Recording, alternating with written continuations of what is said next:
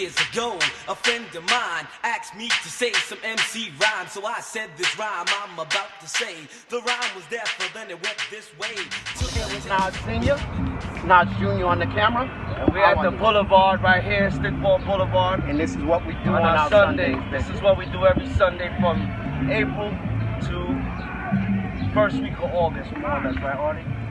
More or less, depending on the rain out. Depending on the rain. So I got my good boy Artie from the Ravens stickball team, Hall of Famer, and I came to ask him a couple of questions regarding stickball.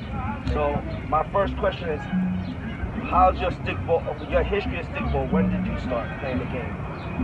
Actually, I started in 1994, 93, 94. Good friend of mine, Ed Brunson, who's a brother to me, he put me onto it. It's funny because in actuality, I could have started when it originated. In 85. In 85, because I grew up with one of the founding fathers, Frankie Sanchez Sr. Me and his son, we used to play baseball right here in Kips Bay, along with Hollywood Kev, Tone Lopez. We had Andrew Miranda, whole host of guys, and that's how I actually got started. And what was the first team you played for? Bulldogs. Bulldogs? Bulldogs. You went from the Bulldogs to the Young Guns? Went from the Bulldogs to the Young Bloods. Young Bloods. From the Young Bloods, we went to the Ravens. But in between, we initiated the Ravens in '96. That's when the Ravens initiated. 2 years, then we went to the Young Bloods. So I've been out here for that many years. I'm gonna tell you a little story though. Back in the days when we started, we had like 16 teams now. And you had to come into the top 8 to be eligible to play in Memorial. To play in the Memorial Day tournament? You had to come in the top 8. If you didn't come in within the top 8 seeds, you didn't make the Memorial tournament. How were those games back then? 16 teams. I mean, the competition. The competition. Question: was there a pump ball in those times? No pump balls. Dead ball. No pump balls. Regulation balls. We used 4 fields. Tree field, which was a great field. You know what I'm saying? Because you hit in that tree, you just run. But the competition was fierce.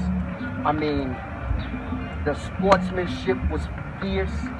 You know what I'm saying? I mean, it was a lot of back and forth, but it was all respect.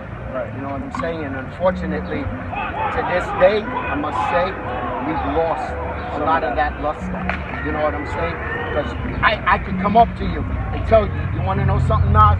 You ain't hitting this game. Right. But it wouldn't be anything personal. Right. You wouldn't take it personal because you knew it was guys trying to get into your head. Right. You know what I'm saying? But just like the time we were playing each other 2 weeks ago. Exactly. You know, winning runs on base, you up to bat, I'm behind the plate. And what did we say?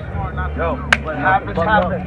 Nothing but love, let's go play play ball. That's what the Boulevard needs again. And it's funny because, remember I was telling you privately, I lost love for the game. And I can be honest, I lost love from the game from 2001 to 2006. I didn't want to be out here because of the way stickball was going. You know what I'm saying? Everybody was trying to outdo everybody. There was no loyalship. Everybody was going behind people's back, trying to steal their best players to make super teams just to compete with Gold. Right. I'm gonna tell you a little story.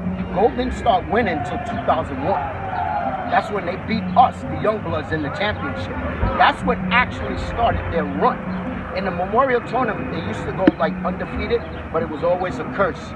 Because you go undefeated on Monday, you will get knocked out.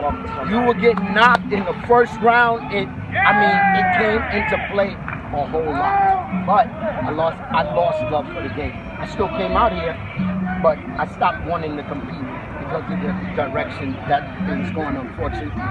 2006, we brought the Ravens back, and slowly but surely, I've been getting back into the flow of it, playing, and really starting to enjoy it. One thing you know about me is you don't have to seek me out.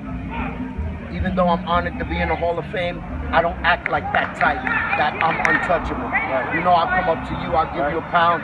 I see Junior, you don't have to seek me out. I give you a pound, and that's the way I think. you know, we should start going. Leave the egos here and just play ball. Right. That's what's been hurting our game, you know, the ego stuff.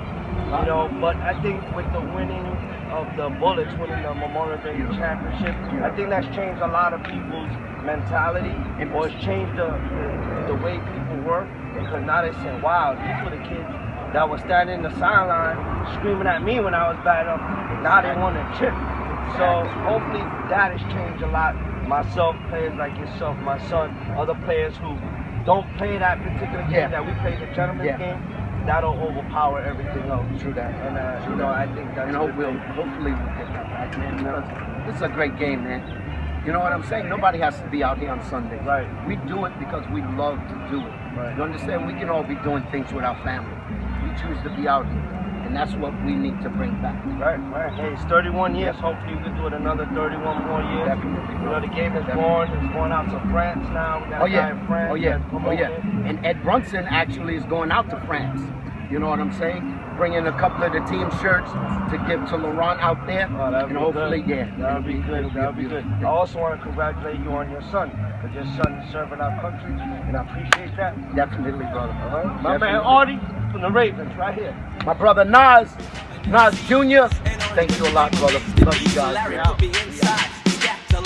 The